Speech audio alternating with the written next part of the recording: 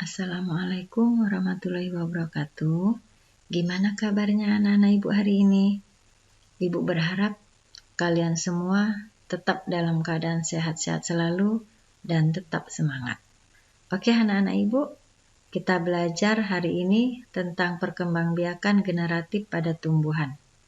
Yuk ikuti dan simak penjelasan ibu. Di sini ibu ingin menjelaskan tentang reproduksi generatif pada tumbuhan. Anak-anak ibu, generatif itu artinya adalah seksual atau kawin. Jadi, reproduksi generatif itu adalah perkembangbiakan secara kawin atau seksual. Nah, di sini ibu ingin menjelaskan bagian-bagian bunga, kemudian proses penyerbukan, dan proses pembuahan. Bagian-bagian bunga itu berfungsi sebagai perhiasan bunga dan alat perkembangbiakan. Yuk kita ikuti atau simak penjelasan ibu selanjutnya. Nah, di sini ada bagian-bagian bunga. Kamu bisa lihat gambar yang ibu perlihatkan. Di sini ada tangkai bunga, ini bagian bawah ya nak. Kemudian ada dasar bunga, ada juga bakal biji. Nah, anak-anak ibu, bakal biji ini terdapat di dalam kelopak. Kemudian di sini kamu bisa lihat tangkai putik dan kepala putik. Tangkai putik dan kepala putik atau putik ini itu sebagai alat kelamin betina. Kemudian di sini juga ada kepala sari dan benang sari.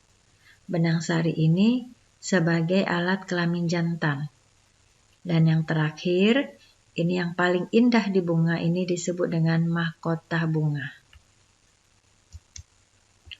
Nah, anak-anak ibu, sekarang berdasarkan kelengkapan bagian bunga, ada yang disebut dengan bunga lengkap dan bunga tidak lengkap.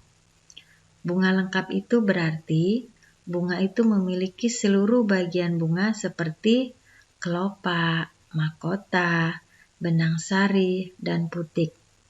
Contohnya bunga sepatu. Dan yang kedua, bunga tidak lengkap. Bunga tidak lengkap ini berarti bunga tersebut tidak memiliki salah satu atau beberapa dari bagian bunga tersebut. Contohnya bunga kelapa. Yuk simak penjelasan ibu selanjutnya. Nah, di sini ibu ingin menjelaskan tentang penyerbukan atau persarian. Penyerbukan itu adalah peristiwa menempelnya serbuk sari di atas kepala putik. Seperti yang ibu jelaskan tadi ya nak, serbuk sari itu sebagai alat kelamin jantan dan putik itu sebagai alat kelamin betina. Nah, sekarang untuk letak benang sari dan putik tidak selalu berdekatan, sehingga terjadi penyerbukan. Dan penyerbukan ini tidak selalu berlangsung dengan sendirinya. Bunga yang benang sari dan putiknya berjauhan itu bisa dipengaruhi oleh faktor dari luar. Nah, faktor apa saja dari luar itu?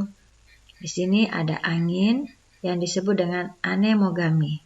Kemudian ada faktor air, itu hidrogami. Artinya, penyerbukan tumbuhan tersebut dibantu oleh angin dan air. Selain itu, ada juga penyerbukan tumbuhan dibantu oleh hewan dan manusia. Nah, berdasarkan asal serbuk sari yang melengket di atas kepala putik, maka penyerbukan itu dapat dibagi menjadi 4 kelompok, yaitu penyerbukan sendiri. Artinya, penyerbukan itu terjadi dalam satu bunga. Contohnya seperti bunga jambu. Yang kedua, penyerbukan tetangga. Artinya penyerbukan dalam satu tumbuhan, namun dari bunga yang lain, seperti bunga jagung. Yang ketiga, penyerbukan silang. Nah, ini penyerbukannya terjadi antara tumbuhan yang berbeda. Contohnya padi. Tapi masih satu rumpun ya, Nak. Yang terakhir, penyerbukan bastar, yaitu penyerbukan antara tumbuhan yang berbeda paritesnya. Artinya varietas itu adalah berbeda jenisnya. Oke anak-anak Ibu, mudah-mudahan kamu paham ya. Kita lanjutkan yuk materinya. Nah, ini adalah materi tentang pembuahan. Pembuahan itu disebut juga dengan fertilisasi. Nah, apa sih pembuahan itu? Pembuahan itu, Nak, itu adalah peristiwa meleburnya inti sel kelamin jantan dan inti sel kelamin betina. Pada tumbuhan biji terbuka atau gimnosperma, tiap inti generatif membuahi satu sel telur yang masing-masing nantinya akan menjadi individu baru. Sedangkan tumbuhan berbiji tertutup yang disebut dengan angiosperma itu merupakan pembuahan ganda. Oke anak-anak Ibu, materi hari ini hanya sampai di sini dulu ya. Jika ada pertanyaan, boleh kamu tanya di grup IPA atau Japri Ibu. Oke, tetap semangat ya anak-anak Ibu. Dan Ibu akhiri dengan wabillahi taufiq wal hidayah. Assalamualaikum warahmatullahi wabarakatuh.